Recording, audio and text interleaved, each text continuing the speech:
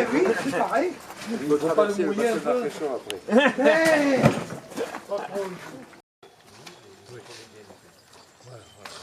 Ça ira mieux. Il en veut plus. Ah si, tout autour. Des pierres encore? Pas de pierre, non, pas de pierre. Le four va être au milieu, il va être planté ici. D'accord. Et là-bas, c'est quoi alors avec le là-bas, avec la paille? Eh bien, c'est pour monter le four. Oui, Ok. là, on fait la base du four parce que pour que le laitier s'écoule, si on fait notre bas fourneau, on aura du sol. Le laitier ne peut pas s'écouler. Après découper la trace d'usure, tailler. Ah oui, oui. Oui, puis en plus ça va mieux coller avec le boudin. Qui va pas Qui a mis les lampes. C'est minoré. Il y a une expo.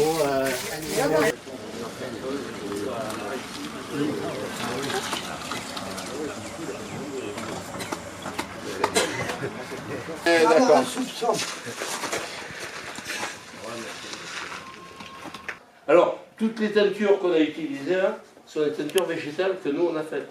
À partir du genêt, à partir des plantes. du noisetier. Alors le noisetier donne cette couleur-là. Vous voyez l'effet ressort de l'arc, quand il va le temps, il va plier, voilà, il plie. Et c'est en se détendant que hop, la flèche s'en va.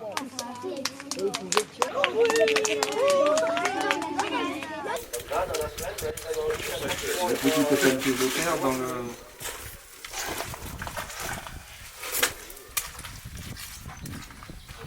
C'est pas grand chose, mais déjà, ça améliore. Ben, si on était, comme beaucoup de bas fourneaux sont faits à l'époque gauloise, ils sont faits dans des pentes en bordure de carrefour, de vallons. Disons que les courants de ce vallon, puis il y a toujours des courants d'air dans les vallons, hein, ce courant d'air, cet apport d'air qui va arriver, va aider. C'est de l'air qui va arriver dans notre bas fourneau qu'on n'aura pas besoin d'apporter avec les soufflets. Et on a toujours un meilleur tirage dans une pente en bordure de coteau.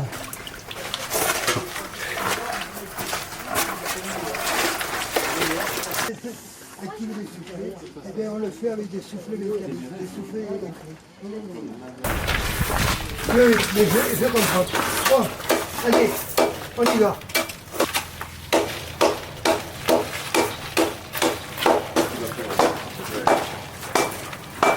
Il fait des fresques médiévales. Alors, les pistons dans le médiéval. Alors là, Là, Et donc, c'est c'est des la préparation ils emploient des mini-four pour le bronze. Là, je monte un bas fourneau, mais je garantis rien à la réussite.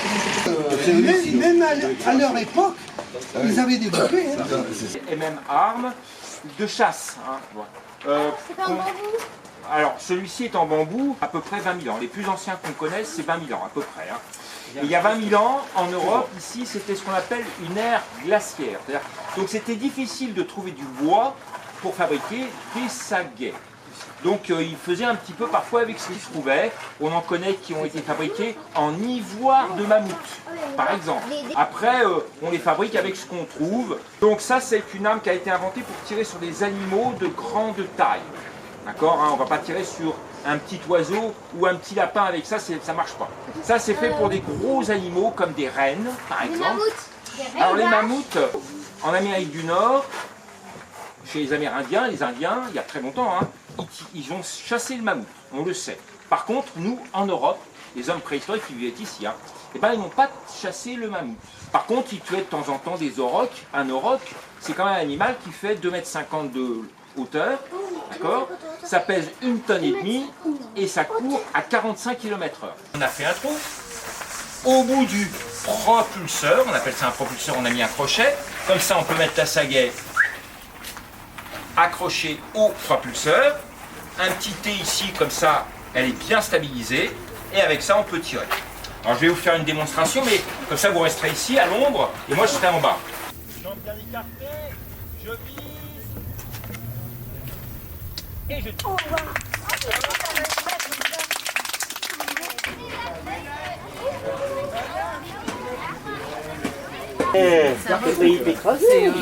Un bas fourneau gaulois.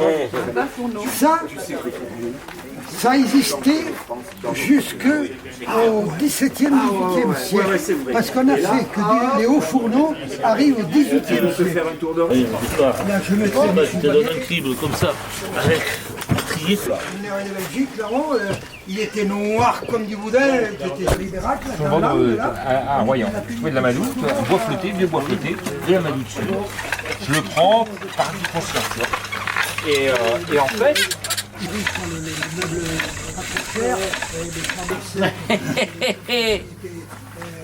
super. Mais la sculpture, on n'a pas de la propriété, c'est mon fils qui l'a constitué. bravo. La madouille, c'était plus. Ah bah non. À quelle heure de matin, Yvon? Ah, moi je suis là à 9h comme ce matin. 9h, moi je suis là, parce que si je traîne, je vais allumer, il y aura quelqu'un qui va surveiller pour commencer, ça permettra d'installer ailleurs. André m'a appelé 4 fois. Mais il m'a rappelé le soir encore à 8h. Avec un morceau de bois à pouce. Mais comme il a dessus bête, mais je sais comme c'est chaud. Allumé avec. Et ils veulent que plus que l'orchestre. Avec un arc. Avec un arc à feu. Allumé avec l'arc à feu. Moi je sais pas. Attends ça un peu. La télé, tu l'as vu, là, c'était allumé avec l'arc à feu. C'est pour ça, Stéphie. Ça, c'est ça. C'est capitaine. Oui, c'est bien. C'est ça. Mais bon, il va être chaud, il va sécher progressivement toute la nuit. J'ai vu que vous pouvez.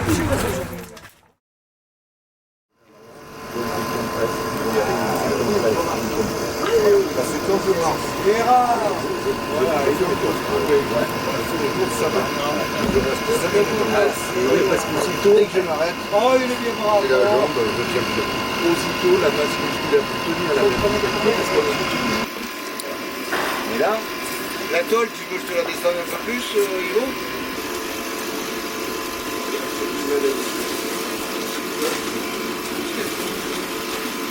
Là, ça commence à chauffer, ça y est. C'est démarré. Ça va mieux. Mais, normalement, on remplit notre bas fourneau à la gueule. On met en route et tant que on ne voit pas les flammes et que notre charbon ne descend pas, il ne faut pas mettre de mine. Et après, on contrôle la descente. Et quand on voit qu'il y a une descente régulière, on recharge, on met notre minerai. On laisse descendre, on recharge le charbon, on met notre minerai. Plus ou moins une fois ça. Donc là, on peut faire une montée de 20 kg, là, au final. Si ça va bien, avec 35-40 kg, on va faire une loutre de 25-30 kg.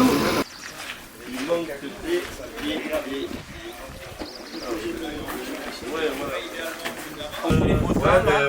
On va mettre même un deuxième. Oui, on a.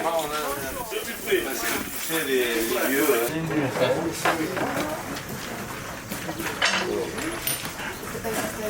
Tout ce qui va tout de suite. Elle était excitée. Oui, non, je suis pas allé le voir. Il baisse un peu en température. Oui, en arrivant devant, la bonne idée.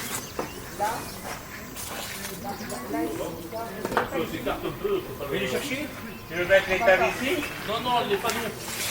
Ah, elle n'est pas longue.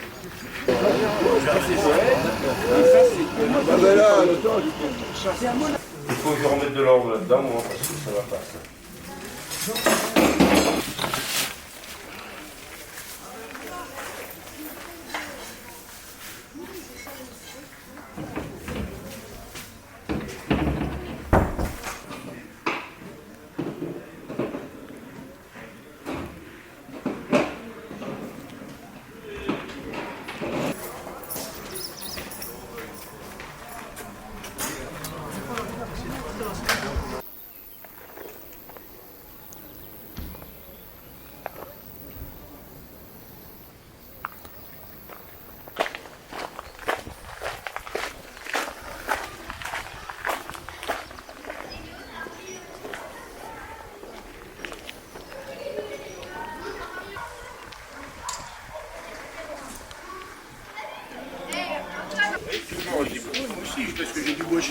Mais moi, je ne veux plus le prendre. Parce qu'en plus, en vacances, je prends le charbon. Ah oui, c'est la même chose. Et assez beaucoup de ce qui est beaucoup plus difficile à faire, si on utilise des percuteurs durs. Les percuteurs durs vont permettre de sortir. Voilà, on voit très bien.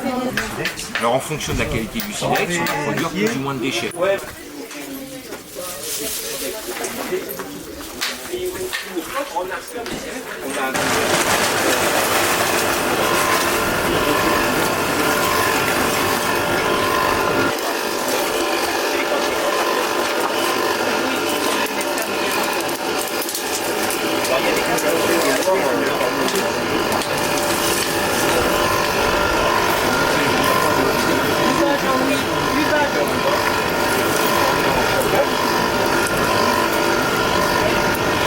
Alors ce qu'il faut faire, passer une barre de temps en temps pour éviter qu'il se forme une voûte, hein, pour pas qu'on soit bloqué.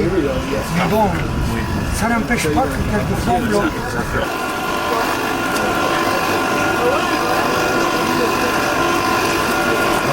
C'est bon, c'est bon. Ah mais le reste, c'est pas tout. C'est du chêne échappé. Alors j'ai une petite route ici. Hop.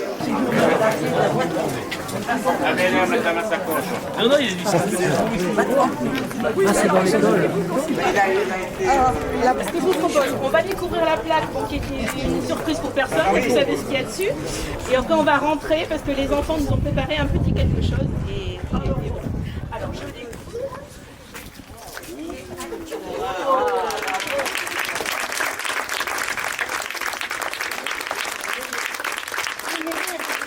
Bienvenue à l'école François-Louis, la de Viroche, et on y va, on peut rentrer.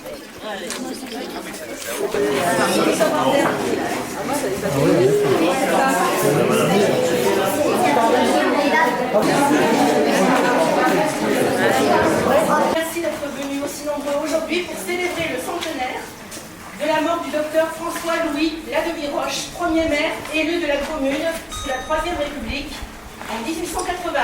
Donc aujourd'hui, c'est les enfants qui sont à l'honneur et qui vont vous narrer avec beaucoup de talent et beaucoup d'imagination la vie de François-Louis Ladeviroche. François-Louis Ladeviroche est né le 30 septembre 1840 à Saint-Germain-du-Salon. Son père est professeur de philosophie au Collège Royal de Bordeaux. Quelqu'un qui a consacré sa vie à la défense de son idéal et au respect des principes de la République. Il achète en 1877 le château de Saint-Germain-du-Salon et se met au service de la République. Comme vous l'avez compris, François-Louis Ladeviroche était un bon républicain qui a consacré sa vie à la défense de son idéal et au respect des principes de la République. Maire de Saint-Germain à 3 reprises et toujours présent au conseil municipal, il n'a jamais cessé d'intervenir pour le bien-être des habitants et d'agir pour l'accès à l'instruction des jeunes générations.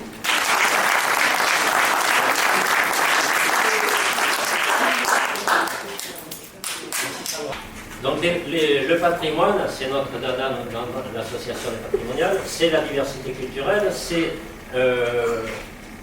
nous permet de faire l'histoire de notre commune. Toute association, les patrimoniales, est née de la volonté des élus des 3 communes en 2011 à peu près, etc. Et petit à petit, ils ont été remplacés ces élus ont été remplacés par des civils qui ont continué leur travail au niveau de la recherche historique et patrimoniale dans le périmètre de cette zone géographique représentée par la vallée du Salon, donc c'est pas commune. Et pour terminer, donc cet après-midi, dès maintenant, à la suite du pot offert gentiment par la mairie, vous allez pouvoir entrer sur le site de notre manifestation. Et là, je ne vous en dis pas plus, vous aurez toutes les explications nécessaires sur ce site. Je vous remercie.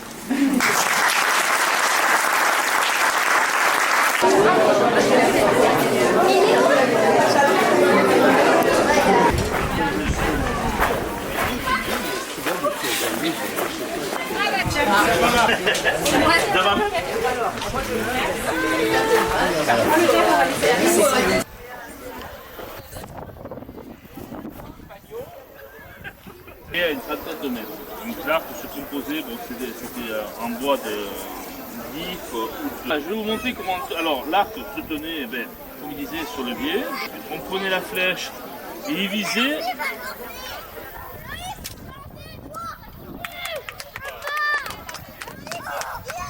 D'accord. Tiens-toi bien. Les gens m'applaudissent.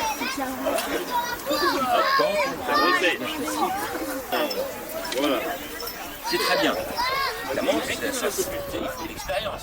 Aligné. C'est dur, mais si tu peux, essaie de son bras de le mettre bien tendu. Toi, tu as commencé à le plier un petit peu. Très bien, parfait. Vous avez vu? Lui, par contre, le geste était vraiment bien parce qu'il a continué jusqu'au bout. Ça va? Bon, ouais. J'arrive.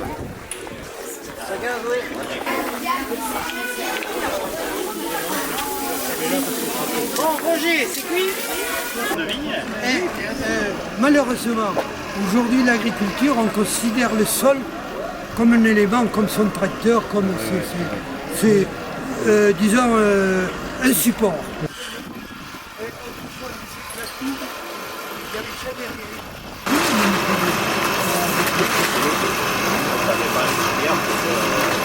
On va bien les faire en conférence. Et puis, dès que je reviens, on va mettre ça sur.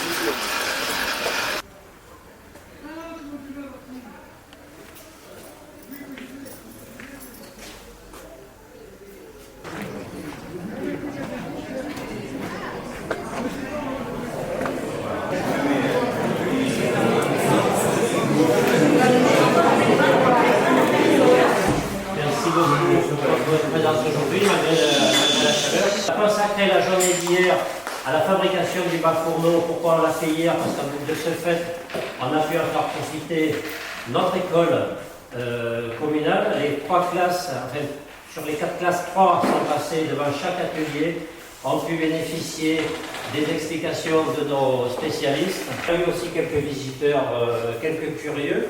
Vous aurez aussi la possibilité de visiter nos ateliers après la conférence. Il y a une expo avec différents objets fabriqués à partir de bas-fourneau, avec des arcs, un atelier d'allumage du feu, taille de et démonstration d'un tir à l'arc et de propulseur. Il est chercheur au CNRS, il est docteur de Bordeaux 3, on ne le présente plus, je lui laisse la parole. Richard Chézy. Moi, je vais vous amener aujourd'hui dans une longue histoire de l'humanité, le passage de la taille du silex à l'apparition des premiers métaux. Les premiers métaux ont changé complètement la société à partir du 4e millénaire. Pas partout. Et c'est vers le 4e millénaire en Italie du Nord qu'on va voir apparaître les premiers métaux. Et chez nous, en Périgord, vers 2400-2500. C'est un copain qui est archéozoologue, qui a travaillé à les abattoirs de Limoges. Il voulait montrer comment on pouvait découper une vache au sol, sans la prendre. Les Gaulois ne sont pas du tout habillés comme le monde romain. Ni Étrusques. Les Étrusques sont des pédulars. Ils inventent les ciseaux, les forces. Les Romains ne connaissent pas ça. C'est pour couper les pièces de tissu. Et puis les pantalons. Les pantalons, les brais, pourquoi? Parce que les Gaulois sont avant tout des abatteurs de chevaux. C'est des équites, des cavaliers. Donc vous avez intérêt à avoir un pantalon qui là n'est pas... Voilà. Alors, regardez la panoplie de ce que les Gaulois pouvaient avoir en outil. Ça, c'est la présentation du musée de vibrateurs. L'acier, en fait, quand vous sortez votre métal, il faut le tremper, on le met au chaud, et avec une corne de vache, alors là aussi je vais vous dire, on le carbone, et là vous transformez ainsi. Et là après vous avez du métal, d'abord qui est beaucoup plus malléable. Voilà les fameuses forces. Vous savez que sur la famille d'Hautefort, les armoiries de la famille d'Hautefort, c'est des forces. Donc, je me suis baladé dans toute l'Europe avec mon parc de Bénac. J'ai fait des reconstitutions en Tchéquie, en Italie, en Espagne, en Belgique, etc. Donc, j'ai pu voir des tas de choses ailleurs, pour les autres. Et si vous avez besoin de questions, voilà.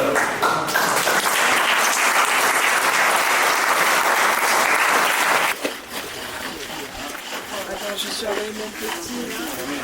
C'est l'ouverture. On casse l'ouverture et on ferme la bouche. Il connaît que ça récolte le premier. C'est bien, mais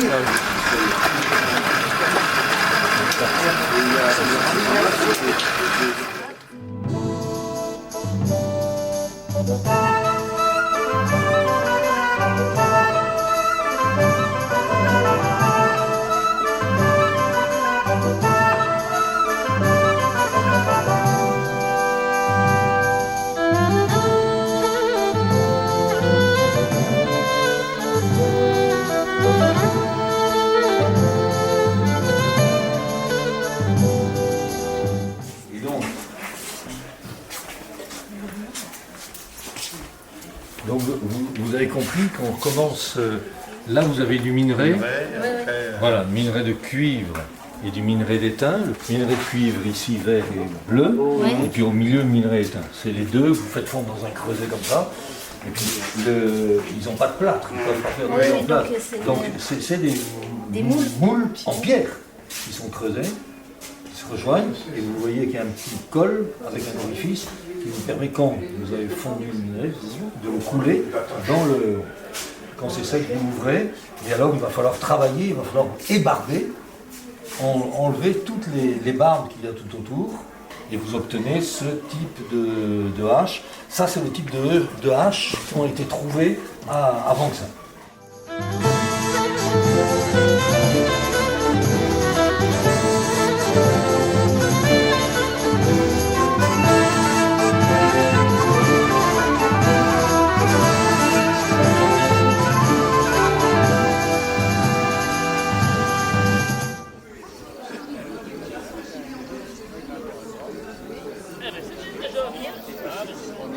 Essayez de...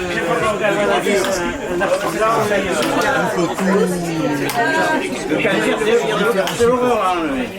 Ah oui,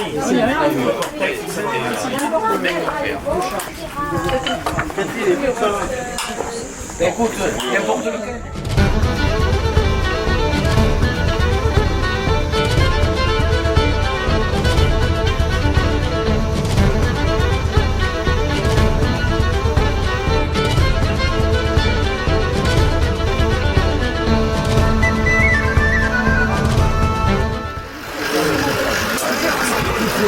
Et c'est pour ça qu'il faut bien respecter, vraiment la respecter sur le...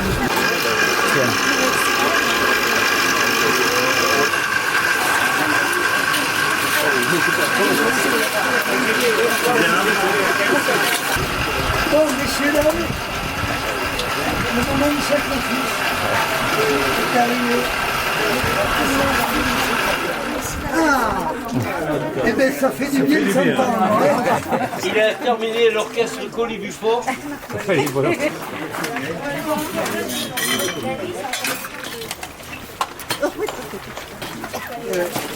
Alors attention. Les cuillères, elles résistent pas. Tu vois? Tu veux venir là? Non.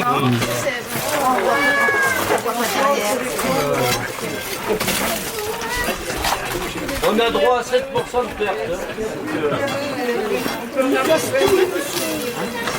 Quel dommage, le temps qu'on y a passé, oui, les cuillères matin. On s'est mis la chaleur. Oh. Ça chauffe là.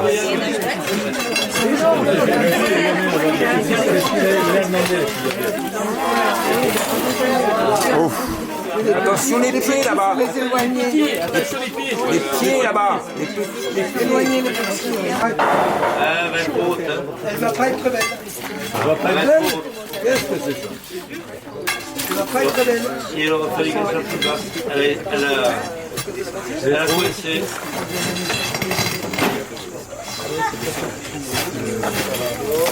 Non, elle s'est bloquée en cours. J'aurais dû aller au fond, c'est ça? Oui. Elle n'a pas descendu assez. Il aurait fallu qu'elle descende. Eh oui. Ça bloque à un moment donné sur la paroi. Et au lieu d'aller au fond, ça se bloque. Voilà.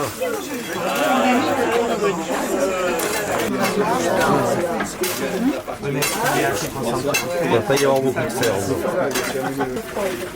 C'est pratiquement un coup pour rien. Et non,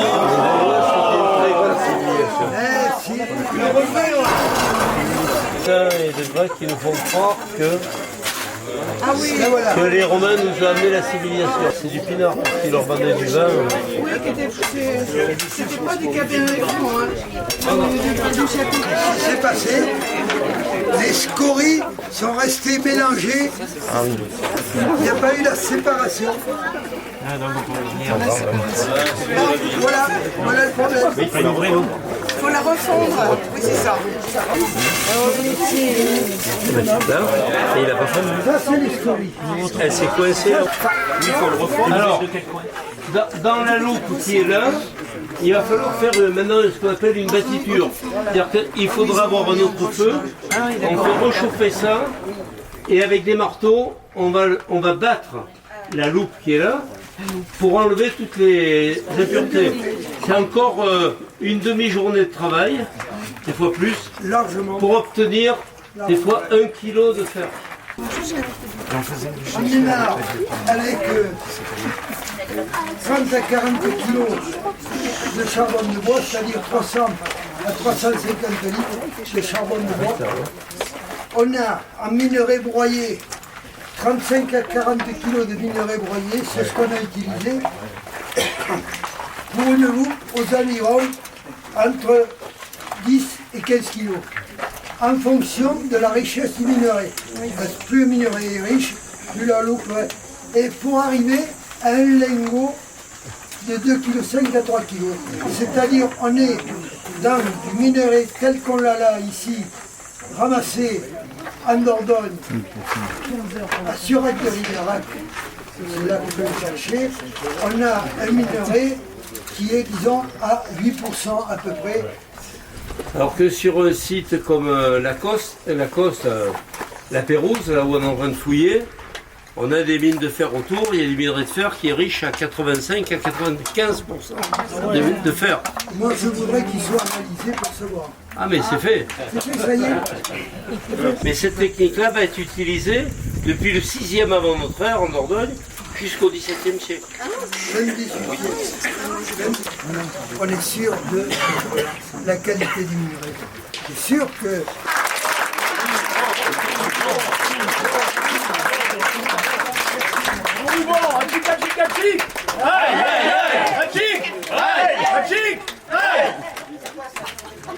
Antoine. Non mais c'est génial ce qu'il fait. Ah oui. Voilà.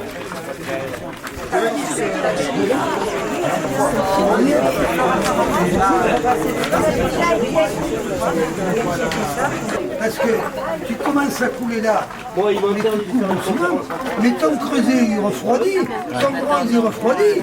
Hein? Alors il faut que tu sois au maximum au départ et tu coules très vite. Et pour avoir fait une fonctionner ton moule énormément avant pour qu'il n'y ait pas de choc thermique. Parce